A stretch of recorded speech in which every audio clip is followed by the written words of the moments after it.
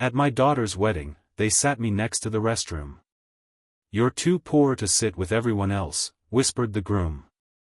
I sat there alone and humiliated when suddenly a man in a black suit sat down next to me. "Let's pretend we're old friends," he said quietly.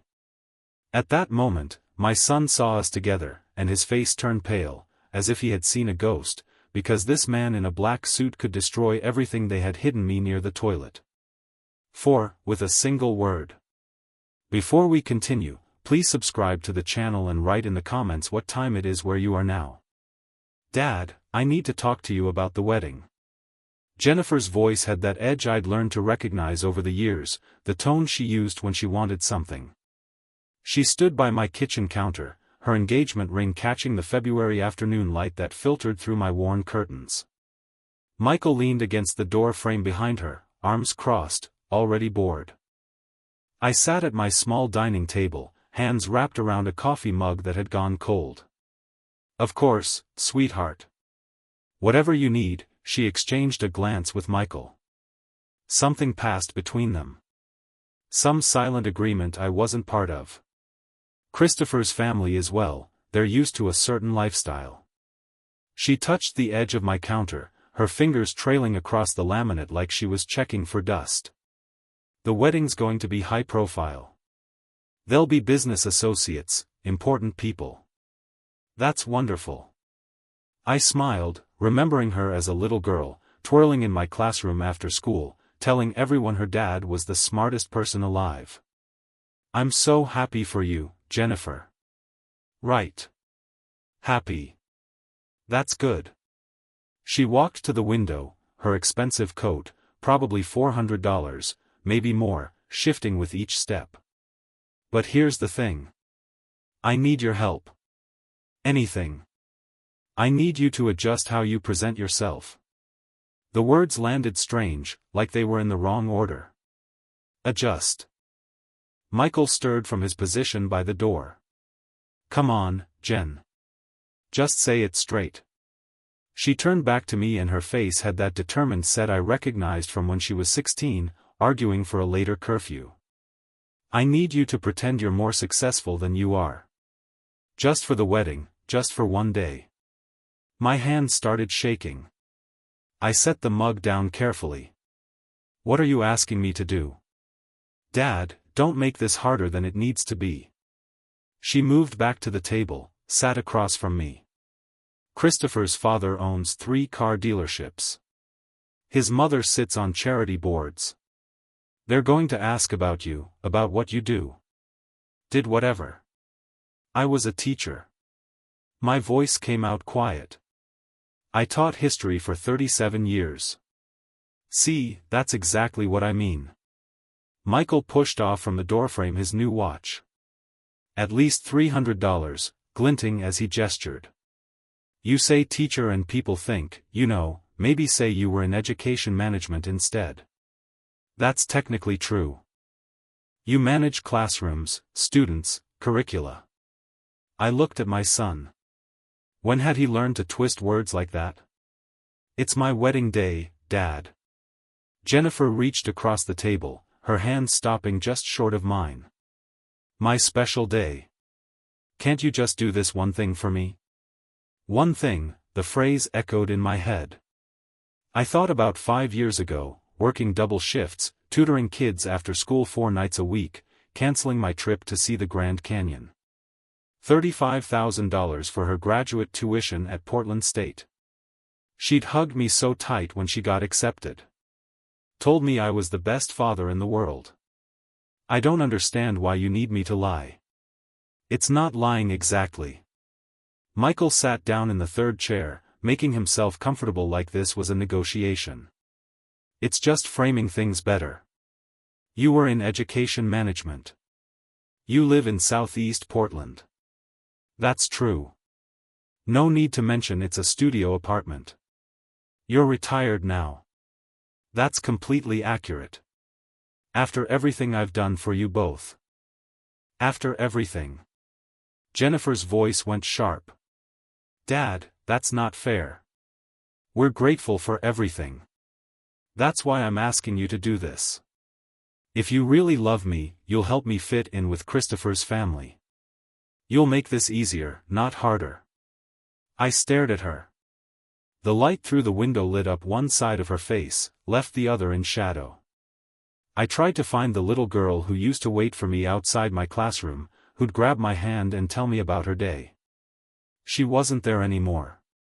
You want me to pretend I'm someone I'm not. I want you to be there for me. Her voice cracked, and I hated how good she was at this, how she knew exactly which emotion to deploy. Is that so much to ask? One day, a few hours. You don't even have to say much. Just let me introduce you the right way. Michael leaned back in his chair. Dad, you know how these things work. Appearances matter. Jen's not asking you to change who you are. Just present better. Present better. Like I was a project that needed polish. I thought about 3 years ago. Michael coming to this same table asking for $8,000 to start a business. 6 months tops and I'll pay you back with interest. He'd never mentioned it again. Never even acknowledged it happened. There's a men's warehouse on 82nd Avenue, Jennifer continued, sensing weakness. Get something in charcoal or navy. Nothing cheapo looking. I'll give you $800 for it. And before the wedding, I want to bring Christopher by to meet you. We'll need to clean up the apartment a bit, maybe put away some of these. She gestured vaguely at my walls, at the framed photographs of her and Michael growing up, at the bookshelves packed with history texts I'd collected over decades. You're ashamed of me, Dad, don't be dramatic. Michael again, always backing his sister when it served him. We're trying to help you. This is a good thing. You'll meet Christopher's family. They're great people. You'll probably like them. As long as I pretend to be someone else. Jennifer stood up, smoothed her skirt. Fine. You know what? Forget it. Don't come to the wedding. Stay here in your little apartment with your little life, and I'll tell Christopher my father couldn't make it. Would that be better? The words hit like a physical blow. I looked up at her, this stranger wearing my daughter's face. That's not what I want then. What do you want? She was crying now or pretending to. I couldn't tell anymore. I'm trying to start a new life. Christopher is good to me. His family has connections that could help Michael and me both. This is important, Dad. Why can't you see that? I thought about my wife, gone 7 years now. What would she say if she could see this? Would she tell me to hold my ground? Or would she say to give in, to keep the peace? To sacrifice one more time for our children? My shoulders slumped. Fine. Fine. What? I'll do it. The words tasted like ash. I'll be whoever you need me to be. Jennifer's face brightened instantly, the tears vanishing like they'd never existed. Thank you, Dad. You won't regret this. It's going to be beautiful. You'll see. She hugged me quickly, a transaction completed. Michael was already checking his phone. I'll text you the details about meeting Christopher's parents, Jennifer said, heading for the door. Probably next week. And remember, education management, comfortable retirement, Southeast Portland. Keep it vague. Keep it positive. They left together. I heard Michael's car start in the parking lot below.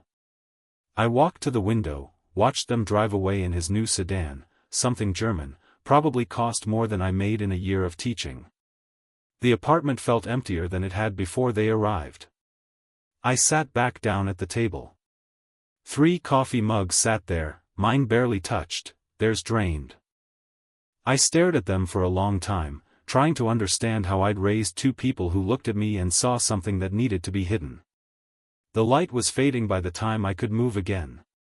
Not physically, I'd gotten up twice, once to the window, once to the bathroom. But mentally, my thoughts kept circling back to Jennifer's face when she'd said, pretend, to Michael's casual cruelty wrapped in reasonable words. The 3 coffee mugs still sat on the table. I should wash them, should make dinner, should do any of the normal things a person does on a Tuesday evening in February. Instead, I walked to my bookshelf and picked up the framed photo from Jennifer's college graduation. She wore her cap and gown, her arm around my shoulders, both of us grinning. I remember that day she'd introduced me to her professors, told them I was the reason she'd made it through. "My dad always believed in me," she'd said. I set the photo down and picked up another Michael's wedding 4 years ago.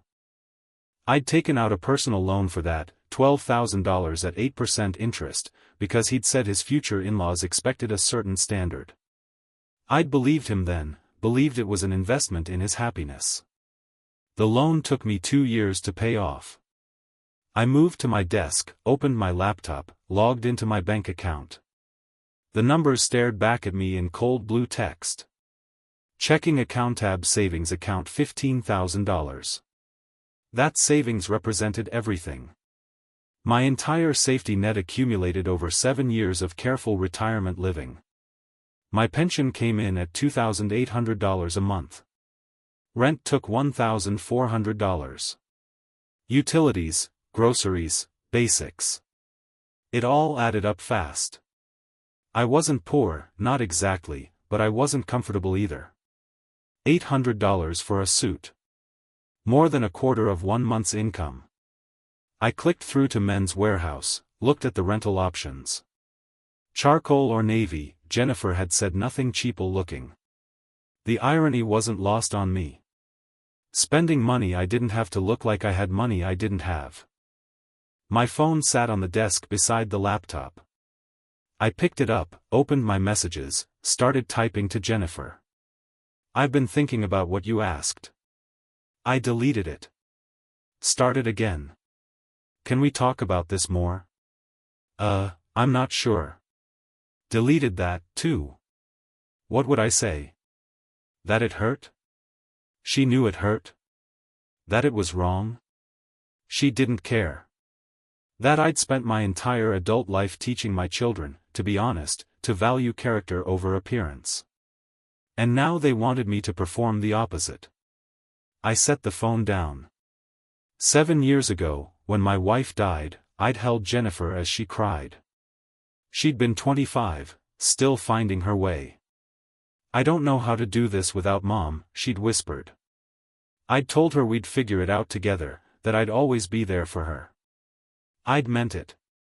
The memories shifted. Jennifer at 14 coming home from school, hugging me in the kitchen of our old house. "Dad, can you come to my concert tomorrow? I want all my friends to meet you." I told them my dad is the best teacher in the whole city. I'd gone, of course, sat in the auditorium with all the other parents, watched her sing in the choir, beamed with pride when she waved at me from the stage. When had that changed? When had I become someone she needed to hide? I pulled up a notepad on my computer, started typing Jennifer's instructions like they were a grocery list. Suit, Men's Warehouse. $800 story. Education management professional. Clean apartment before Christopher visits. Keep details vague. Southeast Portland. No specifics. The act of writing made it real. I was committing to this, to the deception, to pretending my life was something other than what it was. My hands hovered over the keyboard. I thought about calling Jennifer back, telling her I'd reconsidered, that I couldn't do this.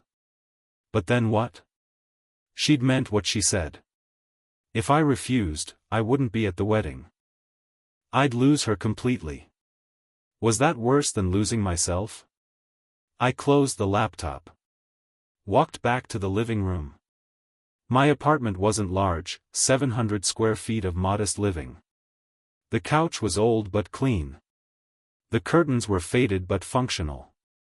The books on my shelves represented a lifetime of learning, of teaching, of trying to expand minds and open worlds for students who walked into my classroom. I'd been proud of this space. It was mine, paid for with my pension, filled with my memories. Now I saw it through Jennifer's eyes. Shabby, insufficient, embarrassing. I sat on the couch, let my head fall back against the cushions. Somewhere in my mind, Michael's voice echoed, 6 months, tops, and I'll pay you back with interest. I promise. That was 3 years ago. $8,000 I'd transferred without hesitation because my son needed help. He'd never paid back a cent, never even acknowledged the debt. And yet, I was going to put on a costume and play pretend for their benefit. It's one day, I said aloud to the empty apartment. Just one day of pretending. I've done harder things. But even as I said it, I knew something had broken. Not suddenly, nothing that dramatic. But there was a crack now, a small fissure in the foundation of how I understood my relationship with my children. They saw me as a problem to be managed. I picked up my phone again, opened the Men's Warehouse website, found the location on 82nd Avenue. They were open until 7 o'clock on weekdays. I could go tomorrow after lunch, get fitted, pick something appropriate. Charcoal or navy? Nothing cheapo looking. I added it to my calendar. Wednesday, 2 p.m. suit rental. My jaw tightened as I typed. Not anger, not yet. Something else. A small hard seed of recognition that this wouldn't be the last thing they'd ask me to compromise. Jennifer's wedding was just the beginning. Soon there would be Christopher's family events, holidays where I'd need to maintain the illusion, grandchildren who'd be taught to see their grandfather through a lens of manufactured respectability. Unless I said no. But I wouldn't say no. That wasn't who I was. I was the father who gave, who sacrificed, who showed up even when it cost him everything. I set the phone down on the coffee table, stared at the blank television screen. My reflection looked back at me, distorted and gray. "You're doing the right thing," I whispered to that reflection. "It's her wedding. You do this because you love her." The reflection didn't answer, didn't agree or disagree, just stared back with tired eyes that had seen too much, given too much, and somehow still had more to give. Outside, the February evening had turned fully dark. Somewhere across Portland, Jennifer was probably telling Christopher about how well the conversation went, how her father had agreed to everything. Michael was probably at some bar, already forgetting about the afternoon, and I sat alone in my small apartment, committed to a lie I didn't want to tell, for children who'd learned to take everything and offer nothing in return. Tomorrow I'd rent the suit. Tomorrow I'd start becoming someone else. 2 weeks crawled by after I made that appointment. I rented the suit, $800 that made my checking account wheeze. I practiced my lines in the bathroom mirror like an actor preparing for opening night. Education management. Curriculum oversight. Program development. The words felt like marbles in my mouth. Jennifer communicated through texts. Brief clinical dinner. March 8, 7 p.m. Leon downtown. Wear the suit. Be there 6:55 sharp. So there I stood at 6:50 on a cold March evening outside a restaurant I'd never have entered on my own. Through the window I could see exposed brick walls, candle-lit tables, couples leaning close over wine glasses that probably cost more than my monthly utility bill. The warm glow spilling onto the sidewalk felt like it was meant for other people. I checked my reflection in the glass. The charcoal suit fit well enough, but it didn't fit me. I adjusted my tie for the third time, took a breath that did nothing to steady my hands, and pushed through the door. Jennifer waved from a center table. She was already seated with Christopher and 2 people who could only be his parents, polished, confident, occupying space like they owned it. I approached, my shoes feeling too loud against the hardwood floor. "Dad." Jennifer stood, kissed my cheek quickly. Her smile was tight. A warning disguised as welcome. "This is Christopher and his parents, Richard and Patricia Benjamin." Richard's handshake was firm, assessing the grip of a man who'd learned to judge people in seconds. "Barney, pleasure to finally meet you. Jennifer speaks so highly of her father. The feeling's mutual." I shook Patricia's extended hand. She air-kissed near both my cheeks, her perfume expensive and overwhelming. Christopher half stood, nodded. "Good to meet you, sir." But his eyes slid away from mine, already evaluating, already forming conclusions. We sat. A server materialized with menus thick as textbooks. I scanned the prices. $45 to $85 per entree. My weekly grocery budget on a single plate. "Order whatever you like," Richard said, waving his hand expansively. "We're celebrating." The conversation started safe. Weather, Portland's recent rain, traffic downtown. Then Richard leaned back, his wine glass balanced perfectly in his hand, and the interrogation began.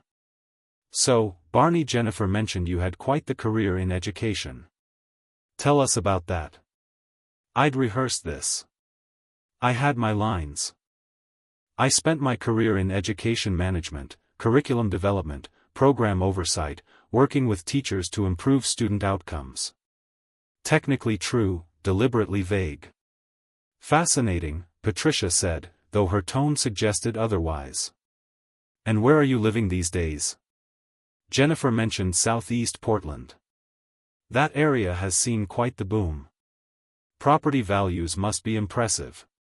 "I have a place there, yes, modest, but comfortable." "Have you considered selling?" Richard again, leaning forward now. "Market's hot. Good time to capitalize on equity." "I rent actually." A pause. Just a beat, but I felt it. Patricia's smile didn't change, but something behind her eyes did. "Smart man." Richard recovered smoothly. "Liquidity is important. Speaking of which, what's your investment strategy these days? Stocks, bonds, real estate holdings elsewhere?" Jennifer's foot pressed against mine under the table. A warning, stay on script. But something inside me cracked. Not anger, disgust.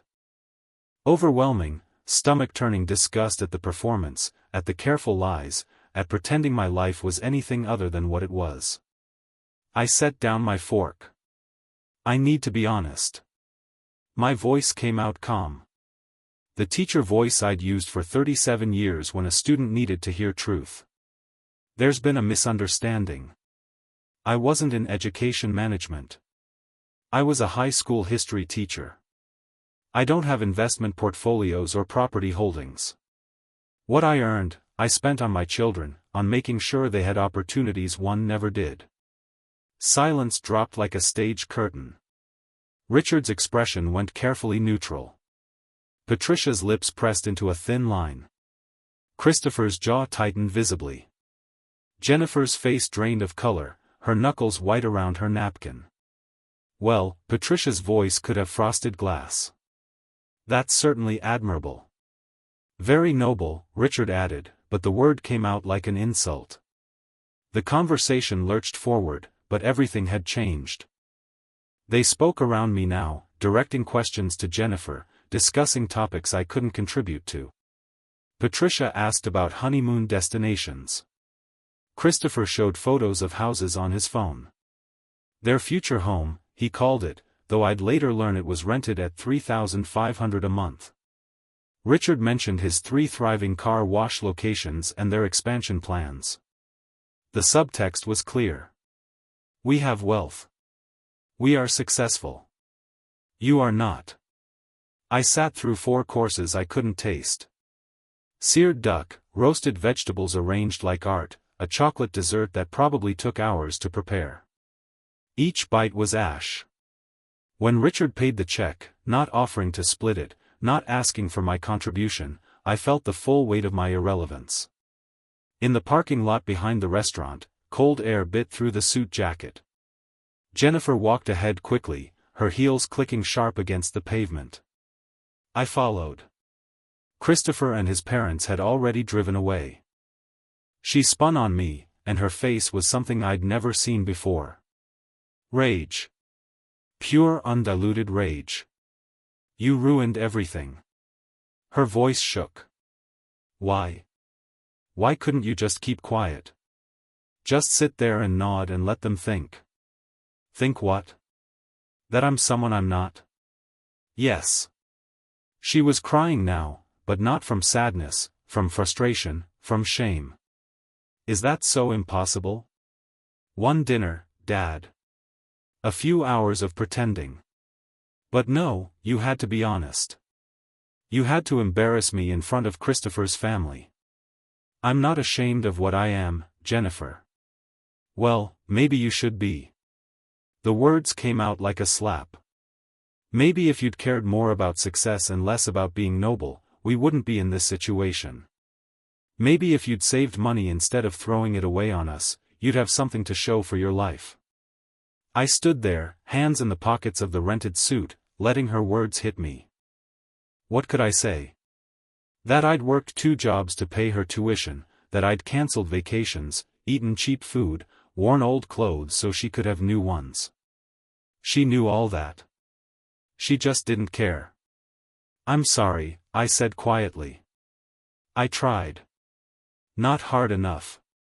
She wiped her eyes, smearing mascara. Just forget it.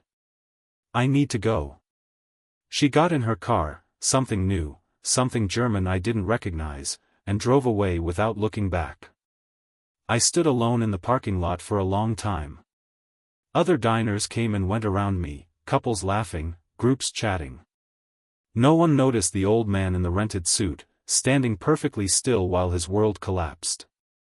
At home, I hung the suit carefully. $800. I'd need the deposit back. I sat in the dark, still wearing the white dress shirt, and waited. My phone rang at 10:30. Michael Jen called me. His voice was cold, distant. I can't believe you did that, Michael. This was her chance at a good life, Dad.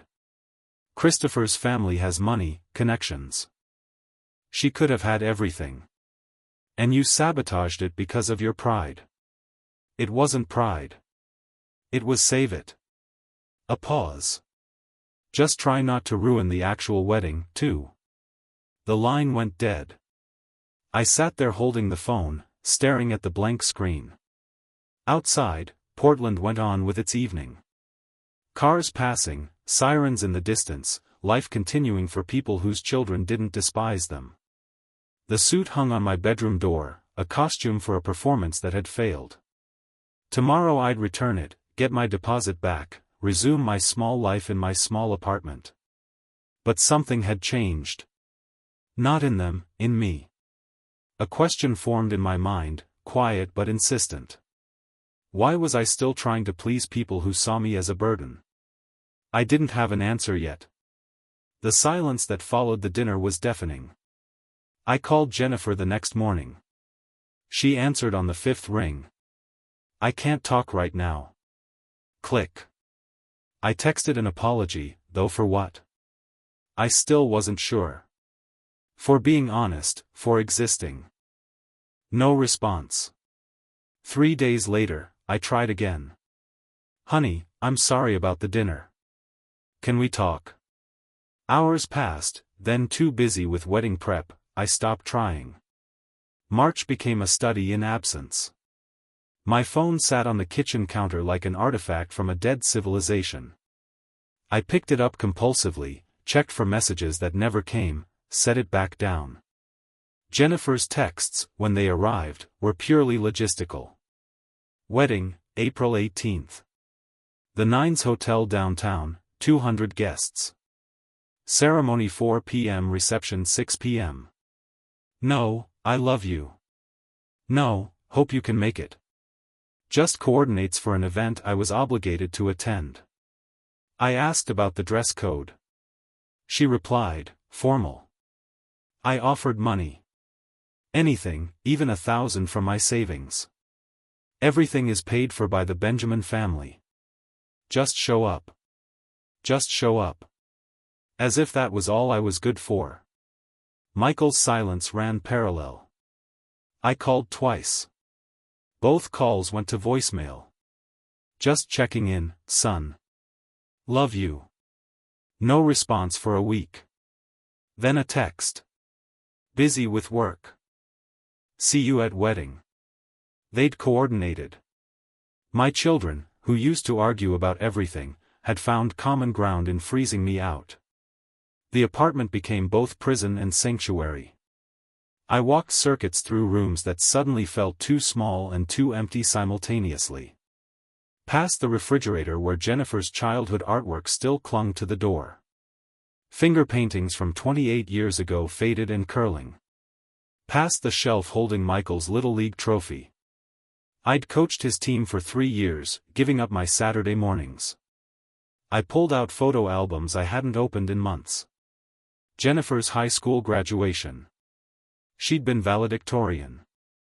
Full scholarship offers from 3 universities. I'd sat front row, tears streaming down my face, thinking, we did it. She made it. That was also my 25th work anniversary. The school had planned a ceremony, a plaque presentation, cake in the teacher's lounge. I'd skipped it. Jennifer's graduation was the same afternoon, and there was never any question which mattered more. Another photo. Michael at 22, standing beside a used Honda Civic. I remembered that day. He'd called me crying 2 weeks earlier. Totaled his car. No insurance money. Unemployment running out. I can't get to job interviews without a car. Dad, I'm so sorry. I'd taken a personal loan. $6,000 at 9% interest. 8 ramen and peanut butter sandwiches for months to make the payments. He'd hugged me when I handed him the keys. Promised to pay me back as soon as I'm on my feet. That was 13 years ago. The loan was long paid off. Michael never contributed a cent. I flipped to my 60th birthday photo 3 years ago. I'd mentioned weeks in advance that I hoped we could have a small dinner together. The day came. Both children texted around noon. Swamped with work, Dad, rain check. I'd heated a frozen dinner, eaten alone, gone to bed at 8. 1 week before the wedding, a heavy cream envelope appeared in my mailbox. The invitation was beautiful. Gold embossing, elegant calligraphy, cardstock thick enough to build houses with. Mr. and Mrs. Richard Benjamin request the honor of your presence at the marriage of their son, Christopher Michael Benjamin, to Miss Jennifer Marie Butler. I read it 3 times. I was the bride's father, yet I was being formally invited like a distant cousin. My name appeared nowhere, not as host, not even an acknowledgement. This was a Benjamin wedding. Jennifer was simply the bride being acquired. I propped the invitation on my kitchen counter where I saw it every morning while making coffee, a beautiful reminder of my irrelevance. Despite everything, the coldness, the rejection, the formal invitation that treated me like a stranger. I wanted to give Jennifer something meaningful, something that said, I'm still your father. I still love you. Maybe material things spoke louder than words in her new world. I drove to Hawthorne Boulevard on a Thursday afternoon. The district was lined with boutiques and cafes I'd never entered, shops selling artisanal goods to people with artisanal incomes. The antique store sat between a pottery studio and a wine bar. Inside, surrounded by objects from other people's pasts, I searched. Vintage jewelry seemed impersonal, furniture too presumptuous. Then I saw the clock, brass and mahogany, crafted in the 1940s, with Roman numerals and a face that had aged into character. I picked it up, turned the key. The mechanism began to tick. Steady, reliable, built to last. That's a quality piece, the shop owner said. He was maybe 50. Gray beard, kind eyes, built to last generations. It's for my daughter's wedding. His smile was genuine. She'll treasure it. These pieces hold their value, monetary and sentimental both. I hope so, I said quietly. $500, nearly 20% of my monthly pension. I paid in cash, bills I'd withdrawn from the ATM specifically for this purpose. The owner wrapped it carefully in brown paper and bubble wrap. At home, I rewrapped it in expensive paper from a craft store, $12, more than I'd usually spend. I tied it with silk ribbon, attached a card in my careful handwriting. To Jennifer and Christopher, may your life together be as timeless as this clock. Love always, Dad. I practiced what I'd say when I gave it to her. Would she even open it at the wedding? Would she thank me in front of Christopher's family? Or would my gift be quietly shuffled aside, an embarrassment she'd deal with later? The night before the wedding, my phone buzzed. Jennifer, please just come tomorrow and don't draw attention. Thanks. I read it 3 times, searching for warmth that wasn't there. Not I love you, Dad. Not I'm glad you'll be there. Just instructions for managing a problem guest. I set the phone down beside the wrapped clock on my dining table. In my bedroom, I'd laid out tomorrow's clothes.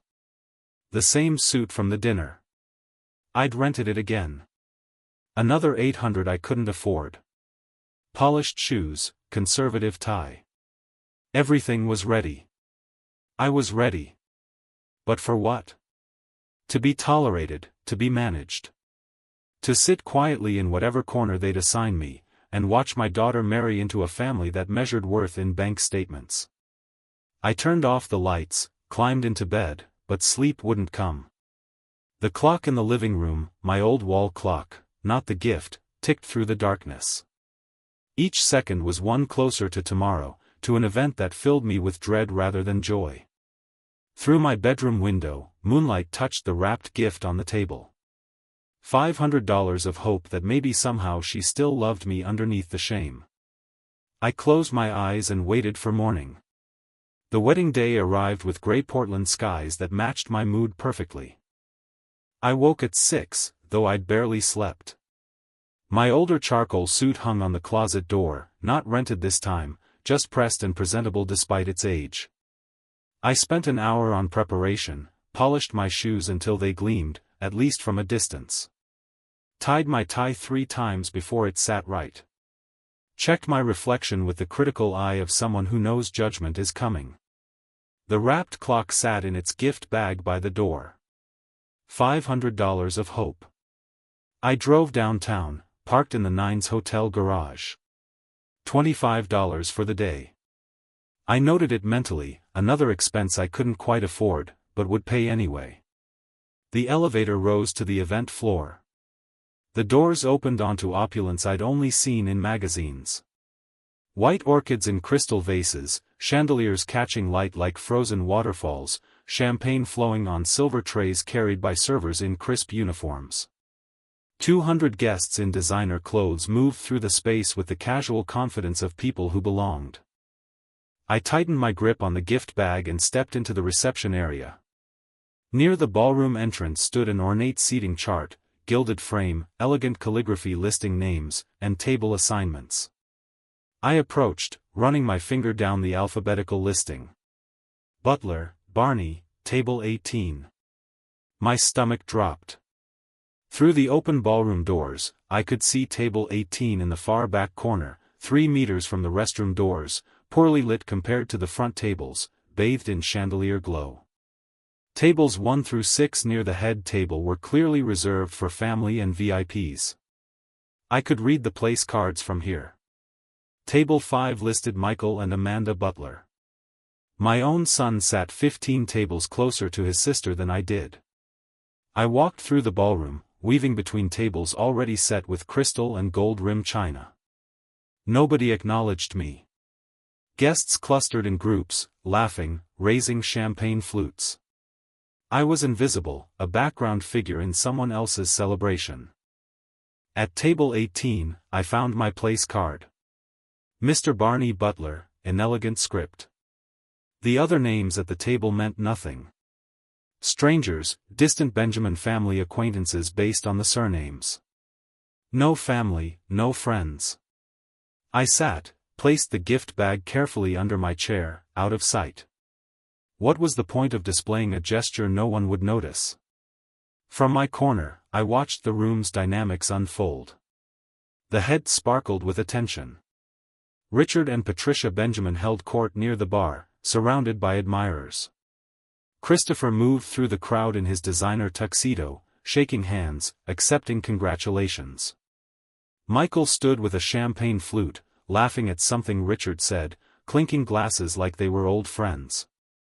Jennifer appeared in her white pre-reception dress, hair styled in elaborate waves, makeup flawless. She moved from group to group, accepting hugs, glowing with joy. Our eyes met once across the 40T, separating us. She looked away quickly. Neither of my children approached to greet me. Servers passed my table periodically heading to or from the restrooms. Some glanced at me with mild curiosity. Who is this older man sitting alone in the corner before continuing? I kept my eyes down, trying to occupy as little space as possible. Christopher appeared during the cocktail hour holding champagne, his smile calculated and cold. Barney, he gestured at my table. Hope the location works for you. I looked up at him. Table 18, quite far from the family tables. Well, we had to arrange seating by, he paused, selecting his words carefully. By status, I mean by how well guests know each other. You mean because of my financial situation? I met his eyes directly. Because I'm poor. His laugh was nervous, sharp. Let's say our guests are accustomed to certain conversational levels, investments, business ventures, that sort of thing. He leaned in slightly. You said it yourself at dinner. You're a simple teacher. I'm Jennifer's father, right? He was already stepping back, already dismissing me. Just enjoy the celebration. Try not to upset Jennifer, okay? He walked away before I could respond, already greeting other guests with more warmth than he'd shown me. I sat alone, glass of water in hand. I hadn't touched the champagne, couldn't risk appearing drunk or unprofessional, even now, even when professionalism clearly didn't matter. Michael glanced my direction once from across the room. Our eyes met.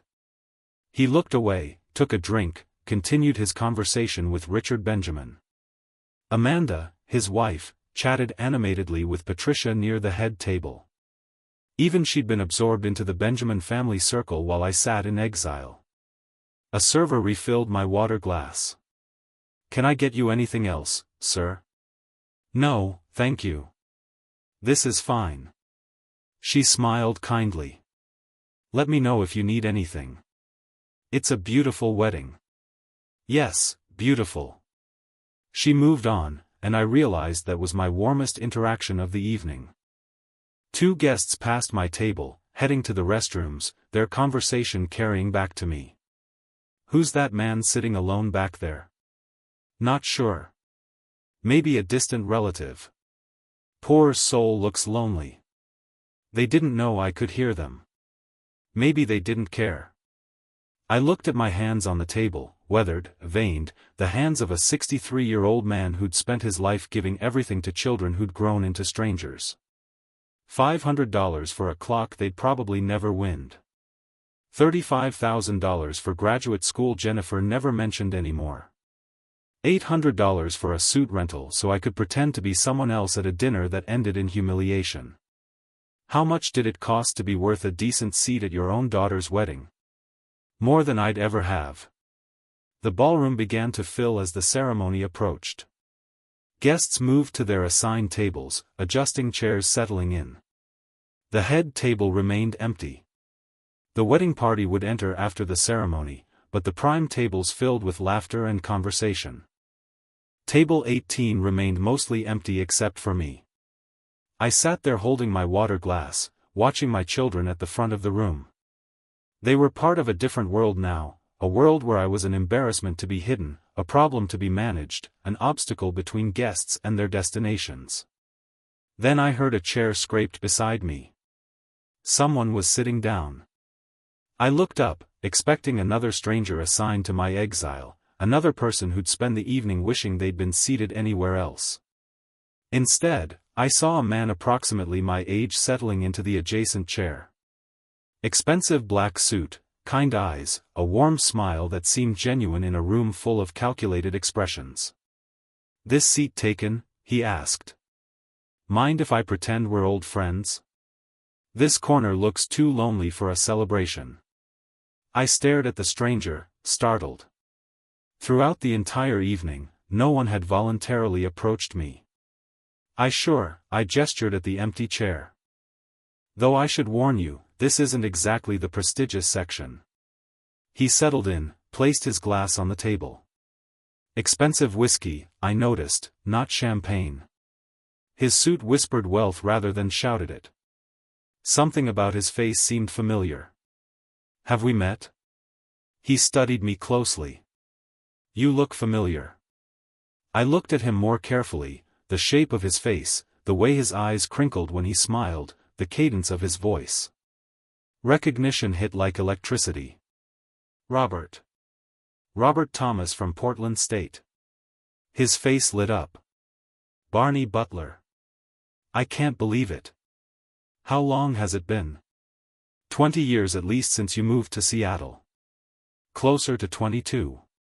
He stood and I rose to meet him. We embraced a real hug between old friends. Not the heiress politeness I'd watched all evening. Several guests glanced over, curious about the emotional display at table 18. We sat back down, and I felt genuine warmth for the first time since arriving. You look good, friend, Robert said. Still have that teacher energy about you. Still a teacher? Well, retired now. I managed to smile. You clearly did better than I did. Robert waved off the compliment, but his suit and watch told the story his modesty wouldn't. This was a man who'd succeeded in ways I'd never imagined. Then his expression shifted as he looked around the ballroom. Wait, why are you back here? He gestured at the ornate front tables, the head setup. Barney, you're the bride's father. Where's the family table? This is my assignment. Table 18. That's insane. There must be some mistake. No mistake, I interrupted, unable to keep the bitter edge from my voice. Just priorities. Different priorities than I have. Robert's jaw tightened. He was a businessman now, trained to read situations quickly. He didn't push for details, but I saw understanding and anger flash across his features. I need to tell you something, he said quietly. I'm here because Richard Benjamin invited me. Will has been hounding me for months about investing in his businesses, his car washes. 3 locations, all struggling. Robert leaned closer, his voice dropping. He's leveraged beyond reason, Barney. Bank debt over $340,000. Needs at least $200,000 in fresh capital to survive the next year. I absorbed this information slowly. Does he know you're undecided? He knows I'm evaluating. Robert's eyes scanned the room again. The opulent decorations, the expensive champagne, the lavish display. Tonight was supposed to impress me. Show me stable family values, business acumen. He paused, his gaze returning to our isolated corner. Seating the bride's father by the restroom doesn't exactly convey family values. Across the ballroom, I noticed Michael moving. He'd been near the bar, but now he was edging closer to our table, his face pale. His drink hung forgotten in his hand, his entire focus on our conversation. Your son? Robert followed my gaze. Yes, Michael. He looks concerned about something. I watched Michael shift position again, trying to get closer without being obvious. Amanda touched his arm, said something. He brushed her off without looking at her. Robert, I said carefully, tell me more about Richard's situation. What exactly would your investment involve? Robert studied me, curious about my sudden interest, full partnership, restructuring operations, family involvement in the turnaround. He paused. Why? Just curious about my daughter's new family. I kept my tone casual. I like to know where she'll be living her life. Robert didn't quite believe that was my only reason, but he continued, Richard approached me 6 months ago. The car washes have potential, but they're poorly managed. He's made expensive expansion decisions without proper capital backing. Now he's months behind on loan payments. Vendors are threatening to pull service contracts. And the whole operation is on the verge of collapse. And he needs your money to save it. He needs my money, my business connections, and my reputation. Robert's fingers drummed once on the table. The last part matters most. If Robert Thomas invests, other investors follow. Banks extend more credit. Vendors offer better terms. I process this, pieces clicking into place. The desperate pursuit of Robert's approval, Christopher's marriage to Jennifer as part of building a respectable family image. The seating arrangement designed to hide the poor teacher from the wealthy investor. How much have you committed? Nothing yet. Robert's expression hardened slightly. I've been avoiding it because something felt off. The numbers work on paper, but family businesses live or die on family dynamics. He glanced at Michael, who'd moved even closer, now about 20 feet away. And after seeing how they treat you tonight, I'm inclined to walk away entirely. Michael must have heard that last part. His face went from pale to ashen. Don't make that decision based on me, I said quietly. Why not? Robert leaned back in his chair. You think I invest in people who disrespect loyalty, who hide their own family members? That tells me everything about their character, Barney. From our right, Michael had moved close enough that I could see the panic in his eyes. He recognized Robert Thomas. Must have seen his photo in Forbes, in Portland Business Journal, in financial news articles. Robert Thomas, venture capital investor, estimated net worth 40 to 50 million, one of the Pacific Northwest's most influential business figures. And he was sitting at table 18, deep in conversation with the father they dismissed. Your son definitely recognizes me, Robert observed with amusement. He manages a car dealership. He'd know who you are. Does he know we're friends? He does now. Robert turned his attention back to me. So tell me, old friend, how did you end up with a daughter marrying into this particular family? I gave him the abbreviated version: Jennifer's engagement, the pressure to pretend, the dinner disaster, the weeks of silence leading to this wedding where I'd been assigned to the corner like damaged furniture. Robert listened without interrupting, his expression growing darker. And you came anyway. She's my daughter. Even after they put you here. Not a question, a statement of fact. Even after. Robert was quiet for a moment, his eyes distant. Then he focused on me again. Barney, let me explain exactly what Richard proposed. Full partnership would mean restructuring the entire business. I'd have decision-making authority over operations, hiring, family roles in the company. He paused meaningfully, including whether certain family members remain involved at all. I understood what he wasn't saying. You'd have leverage, considerable leverage, if I choose to use it. The ceremony music began. Soft strings from speakers hidden throughout the ballroom. Guests moved to their seats. The wedding was about to start. Michael stood frozen 30 feet away, watching us, calculating whether to intervene or report this development to Christopher and the Benjamins. Robert raised his whiskey glass slightly. To old friends who show up even when they're not wanted. I lifted my water glass to old friends who sit in the corner when they could sit anywhere. We touched glasses. Across the ballroom, I saw Michael finally moving, not toward us, but toward Christopher, who stood near the ceremony entrance. They spoke urgently, Christopher's eyes snapping toward table 18. I think we've been noticed, Robert said mildly. I think you're right. The music swelled. The ceremony was beginning. But for me, something else was beginning, too. The recognition that I wasn't as powerless as they'd assumed. I had Robert's ear. Robert had leverage, and the Benjamin family desperately needed Robert's approval. The father they'd hidden by the restrooms had just become the most important person in the room. Michael didn't walk across the ballroom. He ran. His movement caught the attention of nearby guests. A groomsman abandoning his post, weaving between tables with urgent purpose.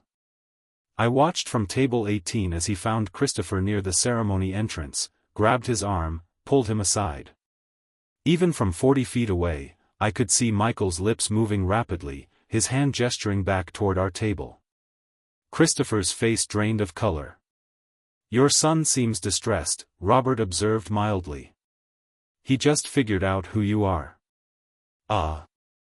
Robert took a sip of his whiskey and realized his family seated you here as a deliberate insult. "Something like that."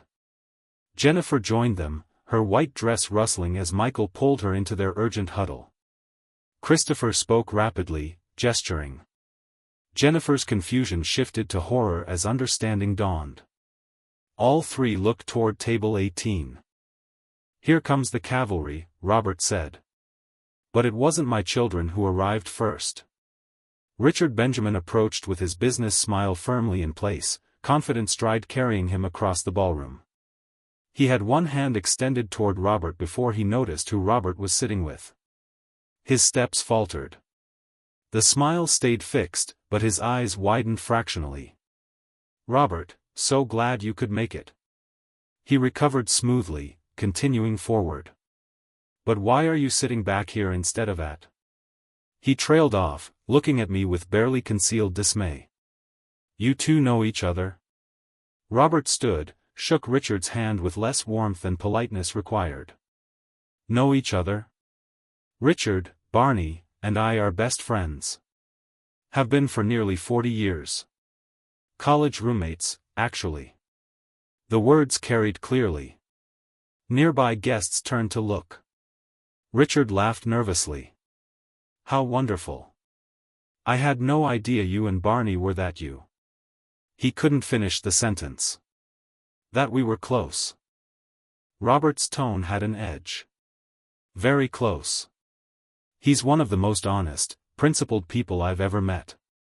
Christopher and Jennifer arrived at this moment, faces showing forced joy mixed with barely concealed panic. "Dad." Jennifer's voice was too bright, too high. "Mr. Thomas, I had no idea you two knew each other." I looked at my daughter. "You never asked about my life, Jennifer. You assumed poor teachers don't have successful friends. That's not fair." Fair." I kept my voice level conversational. "Would you like to discuss fair starting with table placement?" Christopher tried to intervene. "Sir, this is all a misunderstanding. The seating wasn't meant to." "Wasn't meant to what?" I met his eyes directly. "Humiliate me. Exclude me? You said it yourself earlier. I'm too poor for proper conversation with your guests." "I never said exactly." "You said exactly that." Robert heard the whole story. Robert shifted his chair slightly closer to mine. A physical manifestation of alliance that everyone noticed. His expression had hardened. "Barney explained the situation, the table by the restroom, your comments about his poverty making him unsuitable for proper guest interaction, the systematic exclusion from his own daughter's wedding." Richard's panic was becoming visible. "Robert, please. I'm sure there's been a misunderstanding." Robert stood and his voice carried across multiple nearby tables. "Richard, I'm afraid I need to reconsider our upcoming business meetings.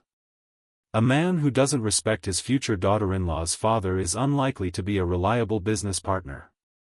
Family values matter significantly in my investment decisions." The atmosphere shifted instantly. Conversations at surrounding tables stopped mid-sentence. Heads turned.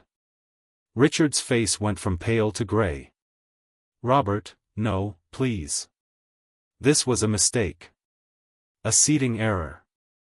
Nothing more. Mistakes reveal character." Robert's tone was ice. "I'll be in touch about my decision." Christopher jumped in, his voice tight. "Mr. Thomas, my father has been working toward this partnership for months. You can't make a decision based on a wedding seating chart." I can make decisions based on whatever criteria I choose. Robert looked at Christopher with the same cold assessment he'd give a failing business proposal. And I choose to invest in families that value loyalty, respect, and integrity. Jennifer touched my arm. I looked down at her hand, then up at her face. She pulled back as if burned. "Dad, please," she whispered. "Can we talk about this privately?" "We'll talk later, Jennifer." "Maybe." More guests had noticed the confrontation. I could hear whispers spreading outward like ripples. "That's Robert Thomas." "Who's the older man?" "I think he's the bride's father." "Why would they seat the bride's father there if he knows Robert Thomas?" Patricia Benjamin appeared at her husband's elbow, her confusion evident. "Richard, what's happening?" "Robert is reconsidering the investment," Richard said through clenched teeth. "Because of seating arrangements?" Her voice rose slightly. "That's absurd. That's business." Robert sat back down beside me, effectively dismissing them all. "Now, if you'll excuse us, Barney and I have 40 years to catch up on." The ceremony began shortly after. Jennifer and Christopher exchanged vows, but the joy had evaporated. Richard kept glancing back at table 18, where Robert and I sat talking animatedly, laughing at shared memories, displaying obvious decadecil-long friendship. During dinner, I noticed other guests asking questions. They'd lean toward companions, gesture subtly toward our table, receive whispered explanations. The social currency of the room had shifted. Suddenly, the man by the restroom was the most interesting person present. The Benjamins attempted multiple approaches throughout the evening. Each time, Robert and I were engrossed in conversation, reminiscing about college days, discussing Robert's business ventures, comparing notes on the decades that had passed. We weren't deliberately shutting them out. We simply had more interesting things to discuss than their crisis. Must my children stayed away. Michael stood near the bar, watching us with visible anxiety. Jennifer sat at the head table beside Christopher, her smile brittle, her eyes darting repeatedly to table 18. Amanda kept trying to talk to Michael, who barely acknowledged her presence. Near evening's end, as guests began departing, Robert and I stood to leave together. We'd been talking for hours, and I'd felt more respected, more valued in those hours than I had in years with my own family. Jennifer approached one final time. "Dad, please. We need to talk." "We'll talk later, Jennifer." "Maybe." "When?" "When you understand what you did." I looked past her to Christopher, to Michael standing nearby. "All of you." Robert placed his hand briefly on my shoulder, a gesture of solidarity that several departing guests noticed. "Ready, Barney?" We walked toward the ballroom exit together. At the doorway, Robert pulled a business card from his wallet, wrote something on the back, handed it to me. "My personal cell. Call me tomorrow. We should talk more." Michael was standing near the exit. He saw the exchange, his eyes tracking the card from Robert's hand, my pocket. Robert and I walked out side by side, leaving my children watching from the ballroom. Christopher stood with his arm around Jennifer, both looking shell-shocked. Richard Benjamin watched us go, his face a mask of barely controlled desperation. His business hopes were walking out the door, and he knew it. Sleep didn't come that night. I lay in my apartment, still wearing my dress shirt, watching shadows move across the ceiling. My phone buzzed constantly on the nightstand. Jennifer's text progressed from apologetic to desperate.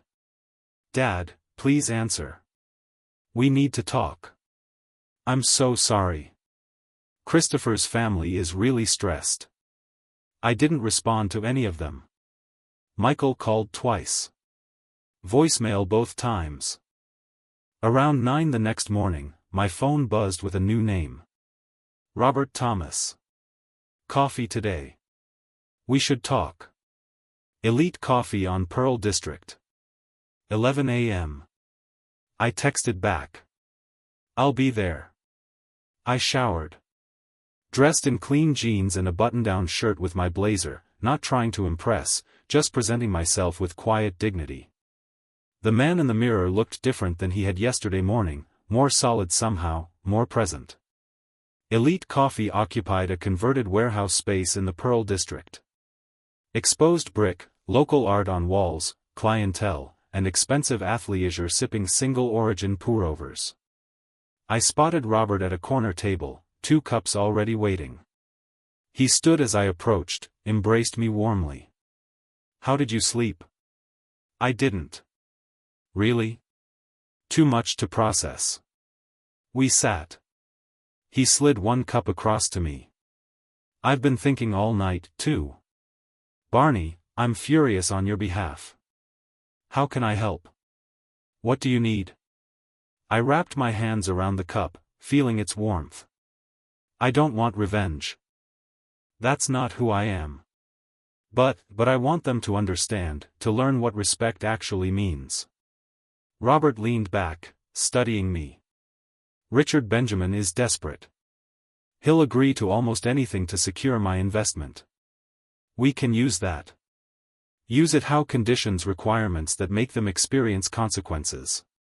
He pulled out a leather portfolio, clicked open a pen, not arbitrary punishment, logical business terms that happened to teach lessons. We talked for nearly 2 hours. Robert sketched investment structures, potential timelines, contingency plans. He explained Richard's situation in detail. 3 car wash locations, all hemorrhaging money. Bank debt over $340,000. Default timeline of 60 days without fresh capital. "Christopher works as a financial analyst," Robert said.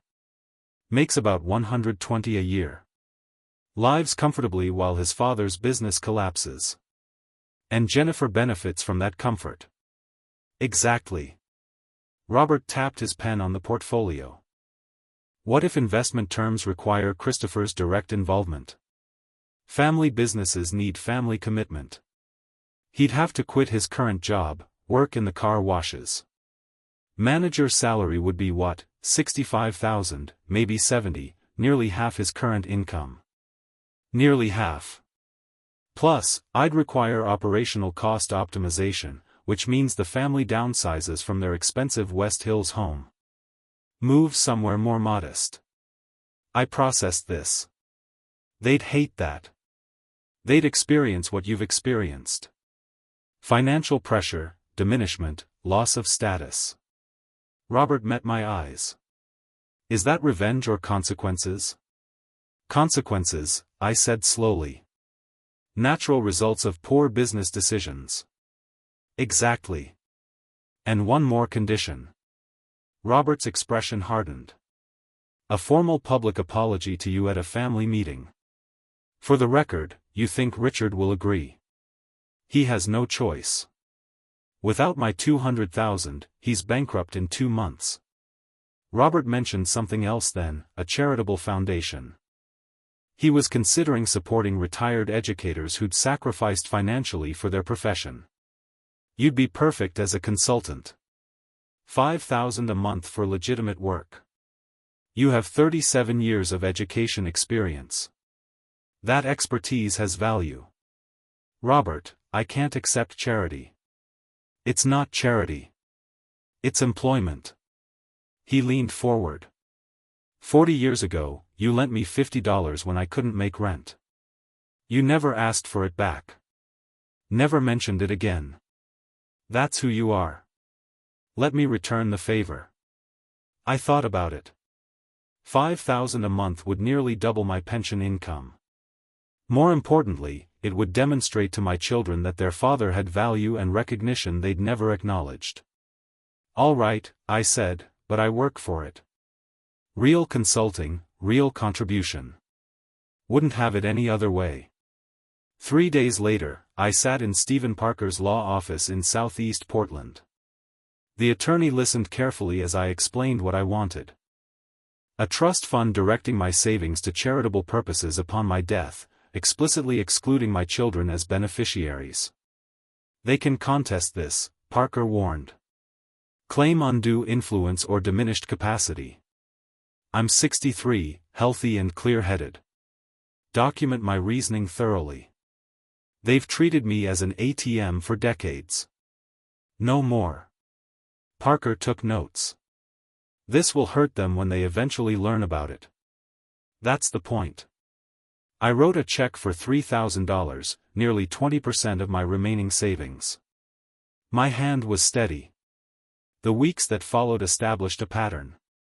My phone rang constantly. Jennifer, Michael, sometimes Christopher. I developed a system. Glance at screen, decline, call, return to whatever I was doing. Occasionally, I'd respond to texts with brief, cold messages, busy with work, can't talk now. Jennifer's messages grew more desperate. Dad, please call me. We need to talk. I'm so sorry about everything. My response. Hours later. Busy with work commitments. Maybe later. What work? Dad, please. Christopher's family is really stressed about Mr. Thomas's decision. Not my concern. You made your priorities clear. That's not fair. I love you. Then you should have seated me like you loved me. By late May, Robert arranged a formal meeting at his downtown office. Sleek space, panoramic Portland views, conference table that probably costs more than my car. Present Richard and Patricia Benjamin, Christopher and Jennifer, and myself as Robert's advisor. Robert presented his investment terms using PowerPoint slides, professional, impersonal. The numbers were stark. $200,000 in exchange for 40% equity and operational control. Then came the condition slide.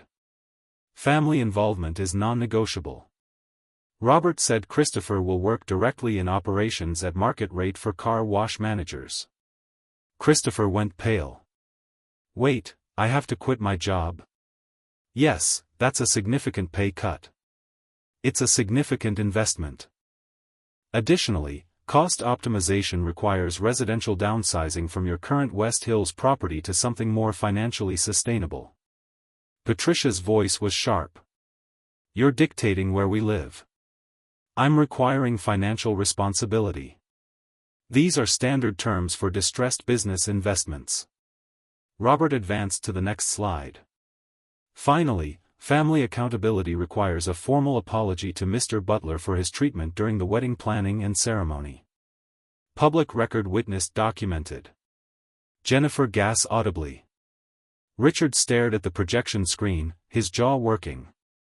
These terms are non-negotiable, Robert continued. Accept them or I walk away. You have until end of week to decide. The silence stretched. I could hear Patricia's breathing, rapid and shallow. Christopher's hands gripped the armrests of his chair. Jennifer looked at me with something like betrayal in her eyes. Richard finally spoke, his voice tight. We accept. Excellent. My attorneys will prepare formal documents. As everyone stood to leave, Jennifer approached me.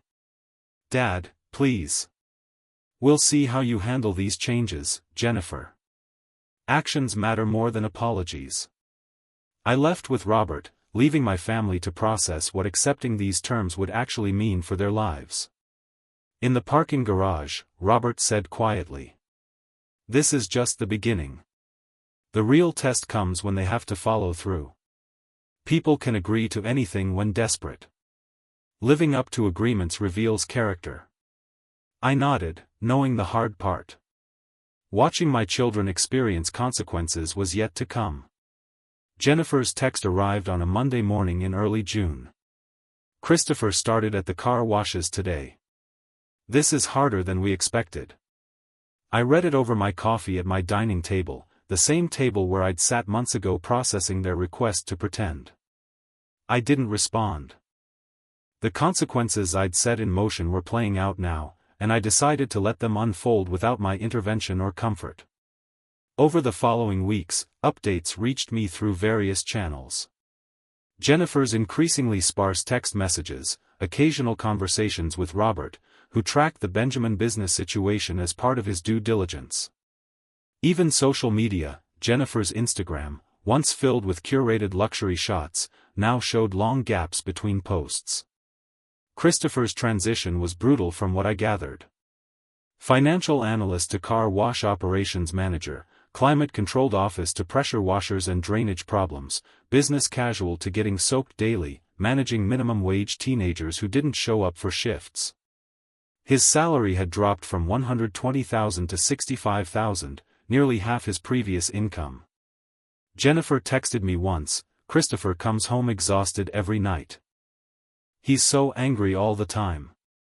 I imagined him discovering what it meant to work hard for modest pay. The same Christopher who'd called me just a teacher with such dismissive ease. They'd moved from their Pearl District apartment, $3,500 a month for floor-to-ceiling windows and building amenities, to something far more modest. $1,800 a month in a less fashionable neighborhood. No doorman, no gym, just basic shelter. Jennifer's lifestyle collapsed visibly. Her coworkers noticed she wore the same outfits repeatedly, brought lunch from home instead of joining their restaurant outings. When they asked if everything was okay, she made vague excuses about saving for a house. I knew the truth. She'd cut her manicure budget. $240 a month saved. No more boutique shopping. No more casual $150 dinners. Every discretionary expense scrutinized and eliminated. My consulting work with Robert's Foundation began in earnest. I met with retired teachers, reviewed grant applications, shared my expertise on curriculum development. The work was meaningful and compensated, $5,000 a month. For the first time in years, I felt valued for my knowledge rather than my willingness to open my wallet. I carried the leather portfolio Robert gifted me, introduced myself as an educational consultant with quiet pride. People listened when I spoke about pedagogy, about supporting teachers who'd given their careers to public education. Jennifer tried visiting once in July, unannounced. I met her at the door, but didn't invite her in. She'd lost weight, not in a healthy way. Her hair showed visible roots where salon highlights had grown out. She wore jeans and a simple top instead of designer casual wear. She looked older than 32, exhausted in a way makeup couldn't hide. "Dad, can we talk, please?" "I'm busy, Jennifer. Preparing for a foundation meeting." "Foundation?" Confusion crossed her face. "My consulting work." "I told you I was busy with work." I wasn't lying. "I thought I didn't know you actually had a job." "You never asked. You assumed I was avoiding you out of spite." I kept my tone even. "I'm avoiding you because I have responsibilities now, people who value my expertise." She left shortly after. I watched from my window as she got into her car. Not the new model she'd driven at the wedding. Something older and more practical now. Robert updated me periodically on the Benjamin family situation. Patricia was quietly selling jewelry through consignment shops, trying to maintain appearances while bleeding money. Richard worked 12-hour days, looking a decade older, desperately stabilizing operations, while Christopher's inexperienced management created constant crisis. The family that had performed wealth so convincingly at the wedding was unraveling thread by thread. But the real destruction was in Jennifer's marriage. She texted me fragments of their fights. "Christopher blames you for everything. He says, if you hadn't been so sensitive about a seating chart, none of this would have happened. We can barely speak to each other anymore." I could read between the lines. Christopher was revealing his true character under pressure. Selfish mercenary, incapable of accepting responsibility.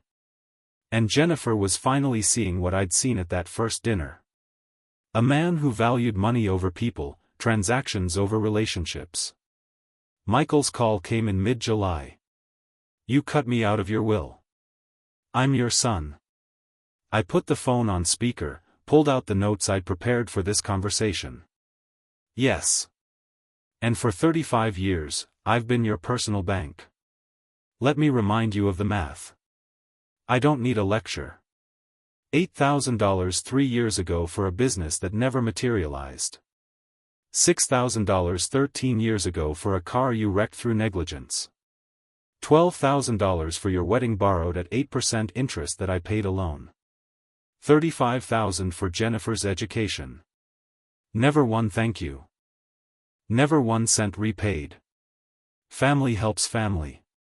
Family also respects family. My voice stayed level. Educational. You taught me that actions have consequences. I'm teaching you the same lesson. He threatened legal action. I gave him Stephen Parker's number and ended the call. Robert's final decision came later that month. I was present when he delivered it, sitting in his downtown office as his advisor, while the Benjamin family arranged themselves around the conference table. Richard and Patricia, Christopher and Jennifer, all of them tense, hopeful, desperate. After comprehensive evaluation, Robert said, his tone professionally neutral, I've decided not to proceed with investment in Benjamin Automotive Services. Richard's face crumbled. Robert, please. We've implemented every change you required. The changes weren't sufficient. I've observed continued family dysfunction, blame shifting, absence of genuine accountability. These are red flags for business partnerships. Christopher's voice was barely controlled. This is personal, not professional. Personal character is professional. Robert's eyes were cold. How you treat family reveals how you'll treat business partners. I invest in integrity. I don't see it here. I watched them process the death of their hopes. Without Robert's $200,000, Richard would have to sell at least 1 car wash at distressed prices just to partially satisfy bank creditors. The business empire he'd spent decades building was finished. Later, Jennifer told me what Christopher said when they got home. This is because of your father. If you hadn't been so attached to him, Robert would have invested. Even in failure, he couldn't accept responsibility. He blamed her, blamed me, blamed everyone but himself. That was when Jennifer finally understood what kind of man she'd married. Someone who saw her as an investment that hadn't paid off. Someone who wanted her to uninvite her own father from her wedding for practical reasons. Someone who never loved her at all. Late August arrived with warm afternoons and hints of autumn. Jennifer stood in my hallway wearing jeans and a plain t-shirt, no makeup, hair in a simple ponytail.